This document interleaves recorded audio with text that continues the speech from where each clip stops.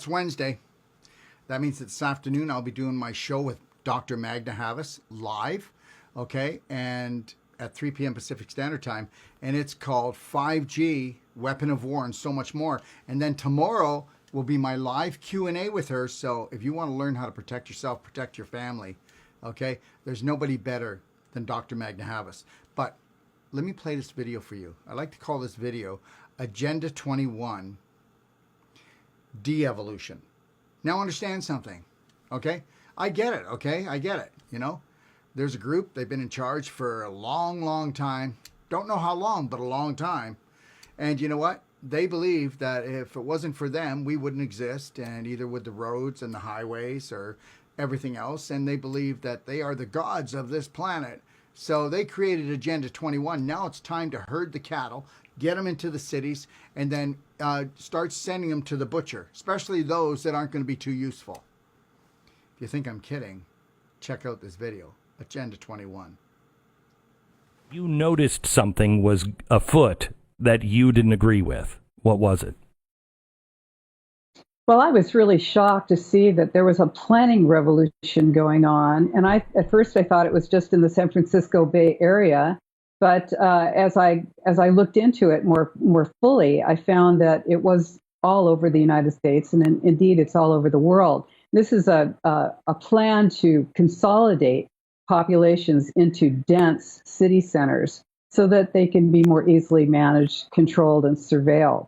And of course, I was a district branch chief for the Department of Transportation, so I was having to value property for the state in order to acquire it for road projects.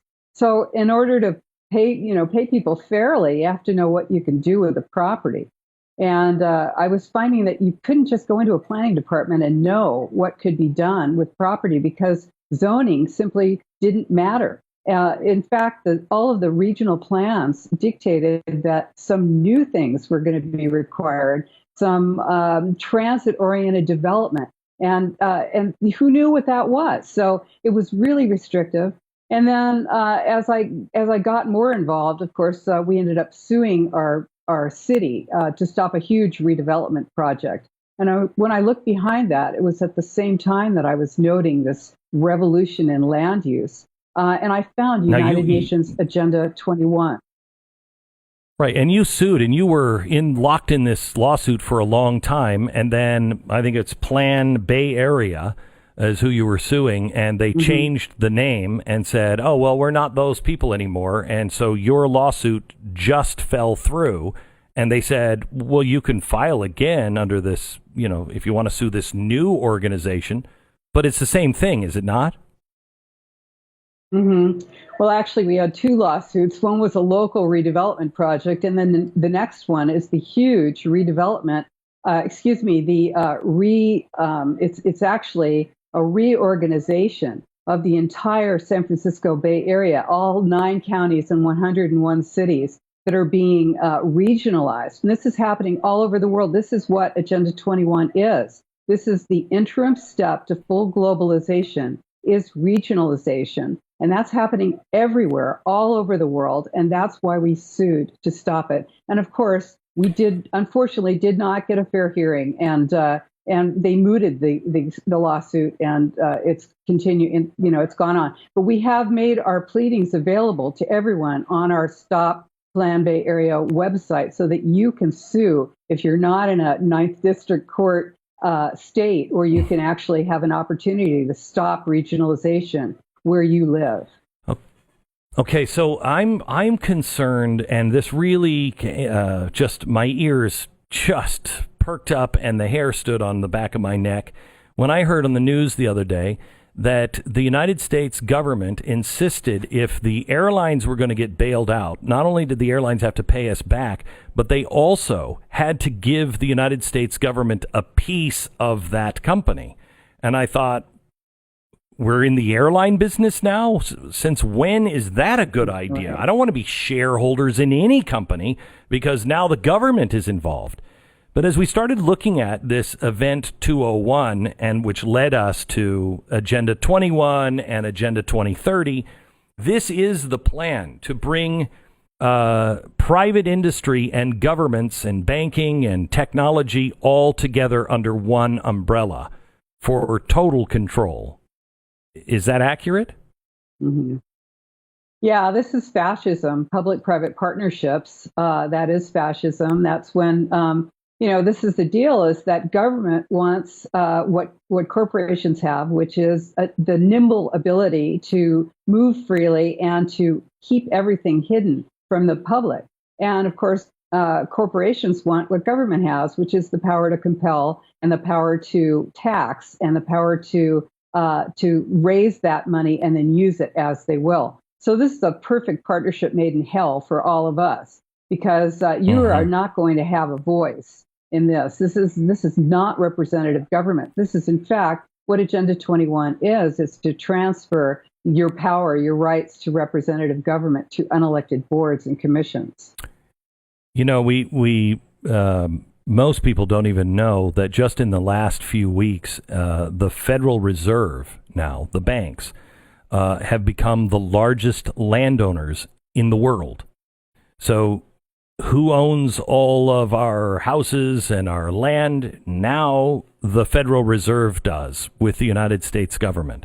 And I don't think some of these powers, the powers to surveil, the powers of drones, the powers to track our every move, you even say that the basic information of DNA is going to be taken from us, or that's what they would like to do during this coronavirus scare or pandemic, because the total control that they want is necessary to have all of that information, and they won't give it back. Yeah, that's right.